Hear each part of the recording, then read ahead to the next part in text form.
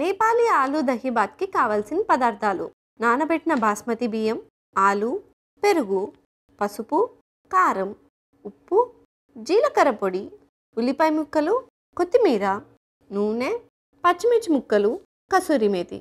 నేపాలీ ఆలు దహీబాత్ తయారు చేసుకునే విధానం: ముందుగా స్టవ్ ఆన్ చేసి కడాయి పెట్టి అందులో నీళ్లు, ఉప్పు, నానబెట్టిన బాస్మతి బియ్యం, ఆలు ముక్కలు వేసి మూత పెట్టుకుని కొద్దిసేపు కుక్ చేసుకోవాలి. ఇప్పుడు ఒక మిక్సింగ్ బౌల్ తీసుకుని అందులో పెరుగు, ఉల్లిపాయ ముక్కలు, ఉప్పు, పసుపు, జీలకర్ర పొడి, కారం, కొత్తిమీర వేసి కలుపుకొని పక్కకు పెట్టుకోవాలి.